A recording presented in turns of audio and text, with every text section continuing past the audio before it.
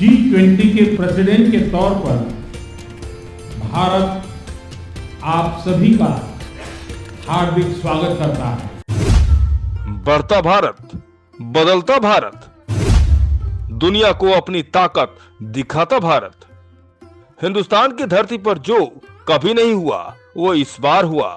G20 की अध्यक्षता के साथ शानदार आयोजन और दुनिया को एक सूत्र में बांधकर प्रधानमंत्री मोदी ने अपने मंसूबे रखे, जिस पर दुनिया भर से आए 29 राष्ट्राध्यक्षों ने मुहर लगा दी। इसी के साथ प्रधानमंत्री मोदी ने एक बार फिर दुनिया को दिखा दिया कि हिंदुस्तान को लीडर बनने से कोई रोक नहीं सकता। जिस तरह दुनिया का ये सबसे बड़ा कूटनीतिक जुटान रूस यूक्रेन जंग पर दो हिस्सों में बटा दिख रहा था, उससे संकेत यही मिल रहे थे कि G20 की मीटिंग के आखिरी दिन तक सहमति शायद ही बन सके। लेकिन प्रधानमंत्री मोदी ने दूसरी पारी में सभी देशों के सहमत होने का बड़ा ऐलान कर दिया।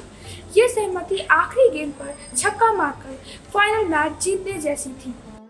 पीएम मोदी ने सुनी सबकी, लेकिन की अपने मन की। मोदी ने रूस यूक्रेन पर न चीन का चलने दिया, न रूस का, न ही अमेरिका और यूरोपियन देशों का। सभी देशों से आपसी सहमति बनाकर भारत को दुनिया के सामने उभरते सबसे बड़े लीडर का परिचय दिया। चाहे रूस हो या अमेरिका या फिर यूरोपियन देश, आक्रामकता सबकी थी, लेकिन पीएम मोदी की प्रतिक्रिया बिल्कुल उलट। मोदी ने उठते सवालों और आलोचनाओं के बीच हमेशा यही कहा, ये जंग का वक्त नहीं है। G20 का घोषणा पत्र जारी हुआ, उसमें भी मोदी की इस खास पंक्ति को जगह मिली, जिसकी बदौलत उन्होंने दुनिया को दिखा दिया क्यों उनकी ग्लोबल कूटनीतिक चौकाती है। भारत ने जब यूक्रेन संघर्ष पर सदस्य देशों को नया पाठ बांटा, कुछ ही घंटों बाद घोषणा पत्र पर सहमति का ऐलान हो गया। इसमें कोई दो राय नहीं है कि इस ऐतिहासिक सफलता के बाद भारत का कद दुनिया में और भी बड़ा हो गया है। हालांकि अमेरिका समस्त और सारे यूरोपीय देशों ने भारत को इस मामले में दबाव बनाया कि यूक्रेन जैसे देश को भी इस बैठक में शामिल किया जाए, लेकिन मोदी ने इसे साफ तौर पर इनकार कर दिया और उनका यही कदम चीन और रूस को मनाने में कामयाब साबित हुआ। आम सहमति के पीछे भारत की नई मजबूत ग्लोबल कूटनीति भी है। इसमें विकसित देशों के लिए संदेश है, ये सिर्फ उनका वक्त नहीं बल्कि विकासशील देशों का भी है। दिलचस्प है कि सहमति के बाद जारी घोषणा पत्र में इससे खासकर ब्राजील, इंडोनेशिया और साउथ अफ्रीका जैसे देशों का जिक्र हुआ। ये विकसित देशों के लिए संकेत भी है कि वो उन्हें अपने हिसाब से प्रभावित नहीं कर सकते हैं। आज की तारीख में भारत विकासशील देशों के लिए भाग्य विधाता बन चुका है। रूस यूक्रेन पर बनी आम सहमति से मोदी ने विकासशील देशों को बता दिया है, ग्लोबल कूटनीति में वो सबके गुरु हैं। हिंदुस्तान ही उन्हें आगे बढ़ने और बढ़ाने का मौका दिलवाएगा। G20 की बैठक में प्रधानमंत्री मोदी ने अपनी नई ग्लोबल कूटनीति के आगे दुनिया के 29 राष्ट्राध्यक्षों को घुटने टेकने पर मजबूर कर दिया। अब आपको ये भी समझाते हैं कि आखिर आम सहमति वाले इस घोषणा पत्र में क्या क्या था, तो एक एक पॉइंट को समझिए। सभी देशों ने आतंकवाद के हर रूप की आलोचना की है। आतंकवाद का घोषणा पत्र में 9 बार जिक्र किया गया है। सभी देश टिकाऊ विकास के लक्ष्य पर काम करेंगे। भारत की पहल पर वन फ्यूचर अलायंस बनाया जाएगा। ग्लोबल बायोफ्यूल अलायंस की शुरुआत, जिसके संस्थापक सदस्य भारत, ब्राजील तथा अमेरिका है, एक धरती, एक परिवार, एक भविष्य पर जोर देंगे। मल्टीलैटरल डेवलपमेंट बैंक को मजबूती दी जाएगी, उन्हें बेहतर, बड़ा और ज्यादा कारगर बनाया जाएगा।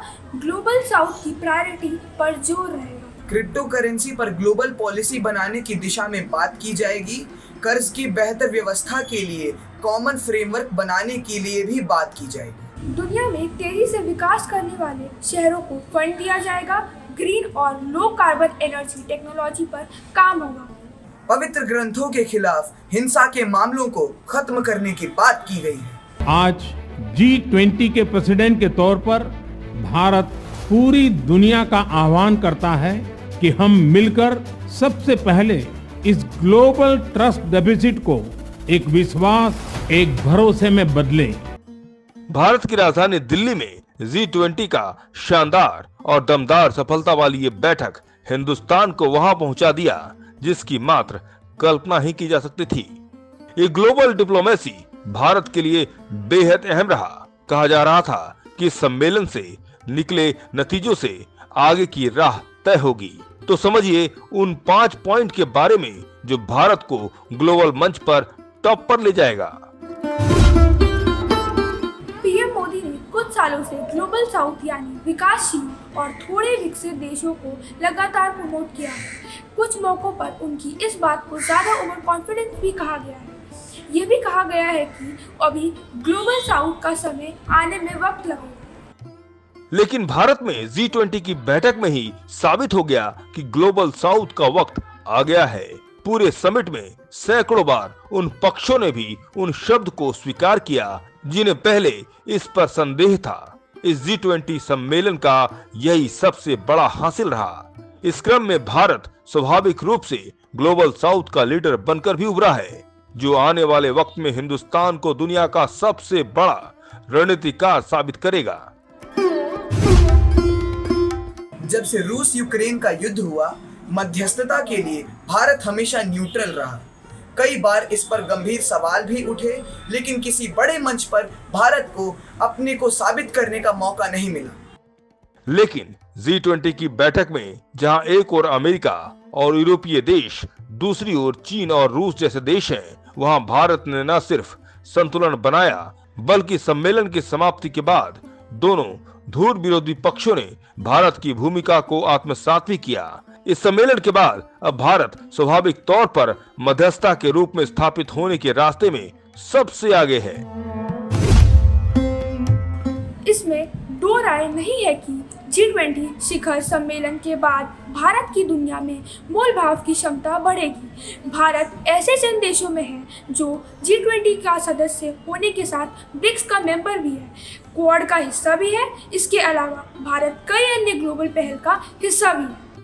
दिलचस्प बात है कि इसमें कई ऐसे समूह हैं जो एक दूसरे के विरोधी माने जाते हैं।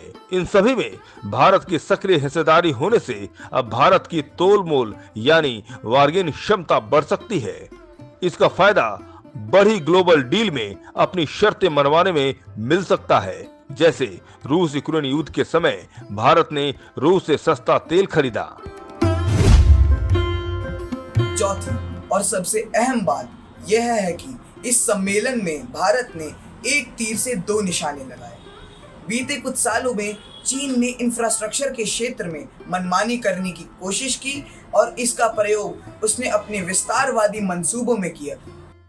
लेकिन चीन को चेकमेट करते हुए BRI की तर्ज पर भारत ने समानांतर रूप से Bharat middle east Europe economic corridor की महत्वाकांक्षी योजना की शुरुआत करवा दी। उसी तरह तेल बाजार में ओपेक देशों की मोनोपोली को तोड़ते हुए बायोफ्यूल अलायंस का भी ऐलान कर दिया। इन दो पहलुओं का दुनिया भर में व्यापक असर हुआ। भारत दोनों मोर्चों को अपने हिसाब से दिशा दे सकता है। पांचवा पॉइंट सबसे अहम है। वाकई ये हिंदुस्तान का वक्त है।